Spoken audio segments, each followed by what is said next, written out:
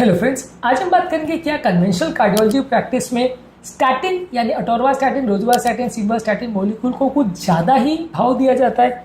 क्या ये मॉलिक्यूल उतना अच्छा नहीं है जितना दिया जाता है इसको रिस्पॉन्स? क्योंकि हर तरह के stroke patients, heart attack patient में ये दवाई बहुत ज़्यादा दी जाती है। इनफैक्ट हर तरह के पेशेंट्स को दी जाती है।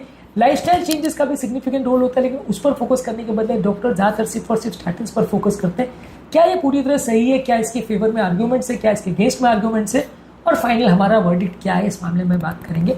टॉपिक पर जाने से पहले जो लोग हमारे चैनल पर नए हैं मैं रिक्वेस्ट करूँगा कि चैनल को सब्सक्राइब करें, वीडियोस को लाइक करें, शेयर करें, फॉलो करें, कमेंट करें, पूरा देखें।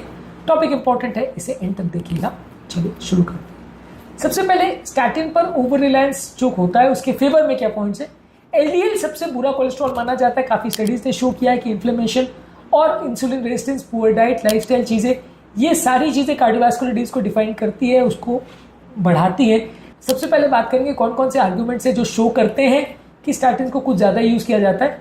ज़्यादातर हमारे गाइडलाइंस में ज़्यादातर एलडीएल और बैड कोलेस्ट्रॉल पर ही फोकस किया जाता है, उसी के टारगेट्स पर फोकस करते हैं। जबकि बहुत सारी स्टडीज़ ने शो किया है कि इवन नॉर्मल कोलेस्ट्रॉल वाले लोगों को भी हार्ट अटैक आते हैं, बहुत कॉमनली आते हैं। बहुत सारे दूसरे फैक्टर्स जैसे बॉडी का inflammation, insulin resistance, poor diet और लाइफस्टाइल, ये सारी चीज़ें भी हमारे हार्ट अटैक को रिस्क को इन्फ्लुएंस करती है, जिसको स्टैटिन उतना ज़्यादा कम नहीं करते हैं। अक्सर डॉक्टर खाली स्टैटिन पर फोकस करते हैं, उसके डोज को बढ़ाते रहते हैं, लेकिन बाकी लाइफस्टाइल चेंजेस, खासकर डाइट, एक्सरसाइज, वेट लॉस और स्ट्रेस मैनेजमेंट पर फोकस नहीं करते हैं, जिसकी वजह से स्टैटिन हाई डोज लेने के बावजूद भी हार्ट अटैक आते रहते हैं। तो इस पर फोकस करना ज़रूरी है। उस पर अगर हम सिर्फ एलडीएल पर फोकस करेंगे तो बाकी सारी चीज़ें अक्सर छूट जाती है। एक और इंपॉर्टेंट फैक्ट इस मामले में यह है कि अक्सर लो रिस्क या मॉडरेट रिस्क पेशेंट जिसमें स्टैटिन का उतना फायदा नहीं भी होता है, जिनका ओवरऑल लो कार्डियोवास्कुलर रिस्क होता है, उसको भी अग्रेसिवली हाई डोज स्टैटिन दिया जाता है। क्योंकि गाइडलाइंस में ऐसा है कि जहाँ पर भी थोड़ा सिग्निफिकेंट रिस्क फैक्टर हो, वहाँ एलडीएल कोलेस्ट्रॉल को बहुत अग्रेसिवली कम करने की कोशिश करते हैं। और नए टारगेट्स आते जाते, पहले बोला जाता है कि एलडीएल को 100 के नीचे करना है, फिर बोला गया 70 के नीचे करना है, फिर बोला गया 50 के नीचे। अभी तो कुछ लोग गाइडलाइंस ऐसे भी बोलते हैं कि 35 के नीचे करना है। तो गाइडलाइंस और अग्रेसिव होती चली जाती है, स्टैटिन का डोज बढ़ते चला जाता है, और इफेक्टिवली कई बार जिनको फायदा नहीं भी होने वाला है, वैसे बहुत सारे पेशेंट्स को बहुत हाई डोज में स्टैटिन दिया जाता है। साइड इफेक्ट्स भी होते हैं, उसके बावजूद भी लोग उनको देते रहते हैं। कई बार हाई डोज स्टैटिन देने से लोगों को मसल पेन हो सकता है, लिवर एंजाइम एलिवेट हो सकता है, ब्रेन के फंक्शन कॉम्प्रोमाइज हो सकते हैं, डायबिटीज का रिस्क बढ़ सकता है, जो कि सिग्निफिकेंट रिस्क है। ये सारी चीज़ों पर ध्यान कई बार नहीं दिया जाता है, और उसको ध्यान नहीं देना कई बार काउंटर प्रोडक्टिव हो सकता है। इसीलिए लोगों को कई बार दूसरे मॉलिक्यूल्स जैसे कि PCSK9 इनहिबिटर्स और एजिटिमिब पर भी फोकस करना चाहिए, पर लोग अक्सर सिर्फ और सिर्फ स्टैटिन्स पर फोकस करते हैं। और स्टैटिन्स तभी चेंज किया जाता है दूसरे मॉलिक्यूल में जब स्टैटिन टॉलरेट नहीं होता, नहीं तो ज़्यादातर पेशेंट में सिर्फ और सिर्फ स्टैटिन ही चलता है। तो ये सब शो करता है कि बाकी सब मॉलिक्यूल्स की अपेक्षा स्टैटिन को बहुत ज़्यादा भाव दिया जाता है। बाकी मॉलिक्यूल्स भी एलडीएल लेवल्स को लो करते हैं, जैसे कि PCSK9 इनहिबिटर्स यानी कि एवोलुक्यूमैब और लाइरोक्यूमैब और पेम्पेडोइक एसिड, एजिटिमिब, ये भी एलडीएल कोलेस्ट्रॉल को कम करते हैं। इसके अलावा बाकी दूसरे मॉलिक्यूल्स हैं जैसे ओमेगा 3 फैटी एसिड्स है, फिब्रेट्स है, नाइसिन है, सारोग्लिट्जर है, डाइटरी चेंजेस है जो बाकी लिपिड प्रोफाइल को भी इंप्रूव करते हैं, उस पर भी फोकस करना चाहिए। और इन्फ्लेमेशन यानी कि हाई HSCRP लेवल्स, जो कि एक इंपॉर्टेंट मार्कर है जिसकी वजह से हार्ट अटैक आता है, उसको कई बार बहुत ज़्यादा ध्यान नहीं दिया जाता है, उसको भी ध्यान देना चाहिए।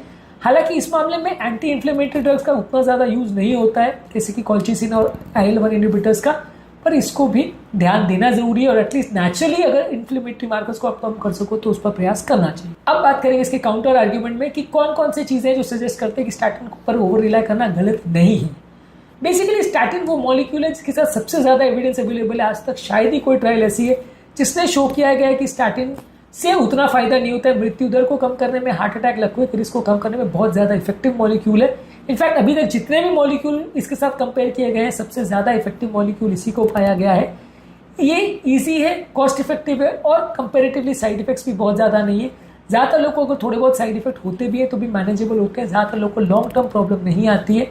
अगर किसी व्यक्ति को डायबिटीज़ है, हाइपरटेंशन है, स्ट्रॉन्ग फैमिली हिस्ट्री है, ये सब पेशेंट्स को, और खासकर अगर किसी का कैल्शियम कोरोनरी का स्कोरिंग अगर ज़्यादा है, तो वैसे लोगों को स्टैटिन से फायदा हो सकता है। अगर किसी को ऑलरेडी हार्ट अटैक आ चुका है या ऑलरेडी ब्लॉकेज बन चुका है तो उसमें तो डेफिनेटली स्टैटिन देना चाहिए, और प्रेफरेबली हाई डोज स्टैटिन देना चाहिए।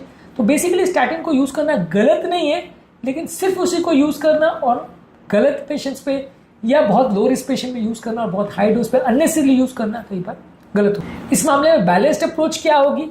अगर किसी को ऑलरेडी हार्ट अटैक आ चुका है, स्ट्रोक आ चुका है, स्टेंट हो चुका है, तो वहाँ पे तो आपको देना ही पड़ेगा।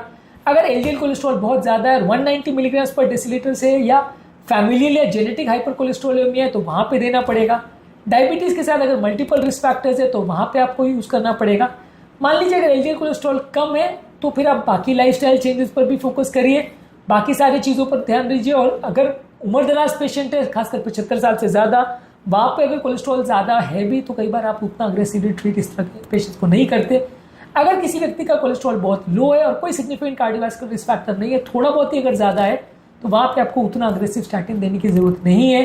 और अगर किसी व्यक्ति को स्टैटिन से साइड इफेक्ट्स हो रहे हैं, प्रॉब्लम्स हो रही है, तो दूसरे मॉलिक्यूल जैसे PCSK9 inhibitors, bempedoic acid, lifestyle modification, omega 3 fatty acids, ezetimibe, ये सारे मॉलिक्यूल्स का उसके बदले प्रयोग कर सकते हैं। तो basically moral of the story ये है कि स्टैटिन वैसे तो बहुत इफेक्टिव मॉलिक्यूल है, लेकिन बाकी सब चीज़ें और खासकर लाइफस्टाइल मॉडिफिकेशन, इन्फ्लेमेशन को कम करना, ये सब चीज़ों पर भी ध्यान देने की ज़रूरत है। सिर्फ और सिर्फ स्टैटिन के भरोसे पूरा आप पेशेंट को मैनेज करोगे तो वो सही नहीं है। स्टैटिन के भरोसे पूरी दुनिया चलेगी ऐसा ज़रूरी नहीं है, आपको बाकी सारी चीज़ों पर भी ध्यान देना पड़ेगा। और कई बार वो सारी चीज़ें जब इग्नोर हो जाती है तो रिजल्ट उतने अच्छे नहीं आते। बाकी लिपिड लोअरिंग स्ट्रैटेजीज पर भी ध्यान देने की ज़रूरत है। इन्फ्लेमेशन को भी टारगेट करना ज़रूरी है, तभी आपको बेटर रिजल्ट्स मिलेंगे। आज के टॉपिक में हमने बात करी कि क्या स्टैटिन्स बहुत ज़्यादा यूज़ किए जाते हैं, क्या स्टैटिन्स को यूज़ करना, ओवर यूज़ करना सही है कि गलत, क्या इसके फेवर में पॉइंट्स है, क्या इसके अगेंस्ट में पॉइंट्स है, और फाइनल हमारा वर्डिक्ट क्या है और क्या लोगों को फॉलो करना चाहिए overall as a balanced approach. उम्मीद करूँगा कि आज के टॉपिक में कुछ नई बातें जानने को मिली होगी। जो लोग हमारे चैनल पर नए हैं उन्हें रिक्वेस्ट करूँगा कि चैनल को सब्सक्राइब करें, वीडियोज़ को लाइक करें, शेयर करें, फॉलो करें, कमेंट करें पूरा।